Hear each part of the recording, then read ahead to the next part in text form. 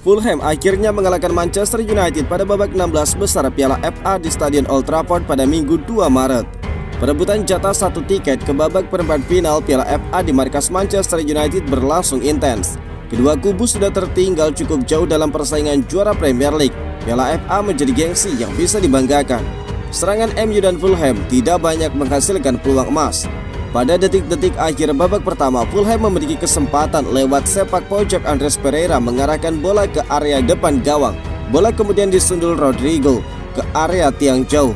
Calvin Bassey lantas muncul dan menyundul bola mendahului Mazraoui. Fulham pun memimpin 1-0.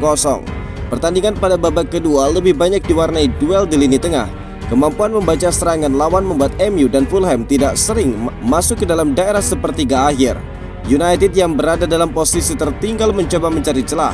Serangan MU berbuah gol pada menit ke-71.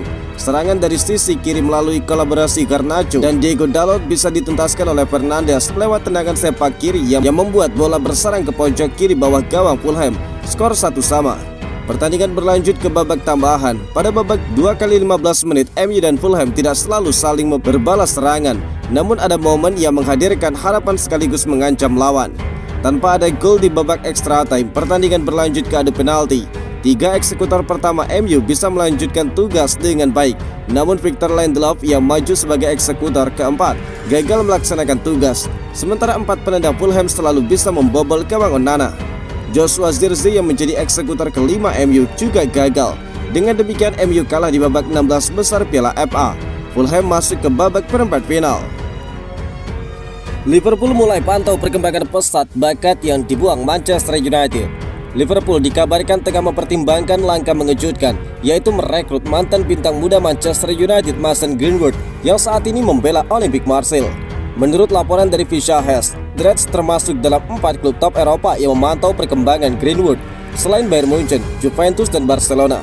Namun Marseille menetapkan harga 75 juta euro untuk pemain berusia 22 tahun itu yang bisa menjadi kendala bagi Barcelona mengingat kondisi keuangan mereka.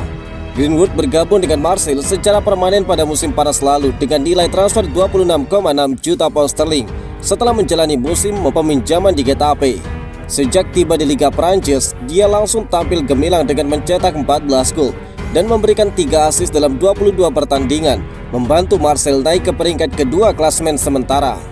Penampilan impresif ini membuat namanya kembali diperhitungkan di level tertinggi sepak bola Eropa, dan Liverpool menjadi salah satu klub yang disebut-sebut tertarik mengamankan jasanya. Manchester United yang berpisah dengan Greenwood pada 2024 masih memiliki kepentingan finansial dalam setiap kemungkinan transfernya. Dalam kesepakatan dengan Marseille, Setan Merah memasukkan klausul 50% penjualan kembali, yang berarti mereka bakal menerima bagian besar dari nilai transfer jika Greenwood kembali pindah ke klub lain. Selain itu, terdapat laporan yang menyebutkan bahwa United memiliki opsi untuk meningkatkan presentase keuntungan mereka dalam potensi penjualan di masa depan. Dengan Barcelona yang mengalami kesulitan, maka Liverpool, Bayern Munchen dan Juventus diyakini berada dalam posisi yang lebih baik untuk memenuhi permintaan harga Marseille. Jika salah satu dari mereka mengajukan tawaran serius, Greenwood bisa kembali ke Liga Top Eropa dalam waktu dekat. Namun jika sang pemain berlabuh di Anfield, maka itu bakal menjadi pil pahit bagi Manchester United, sebab bakatnya yang sensasional bakal menjadi musuh bagi mereka di masa depan.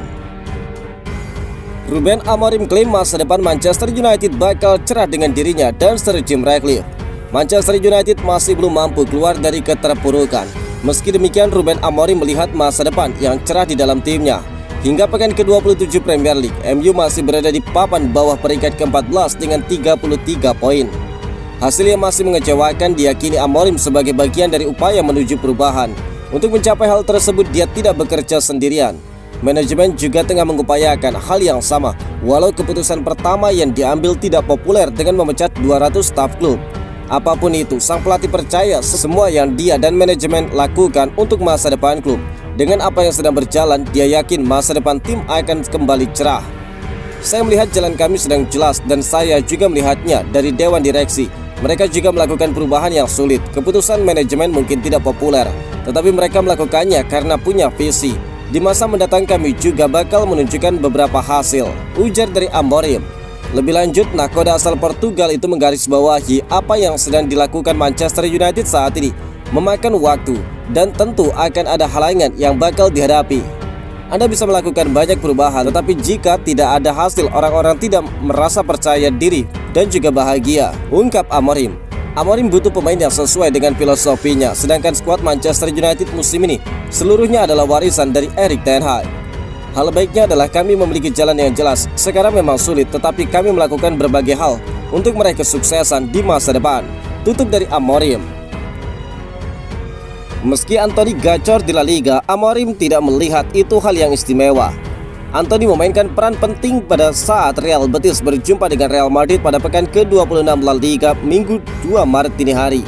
Pada duel di Stadion Benito Villamarín, Antony membantu Betis menang dengan skor 2-1. Peran Antony dalam laga tersebut sekilas tidak terlihat. Namanya tidak masuk dalam daftar pencetak gol. Pemain 25 tahun itu juga tidak membuat assist.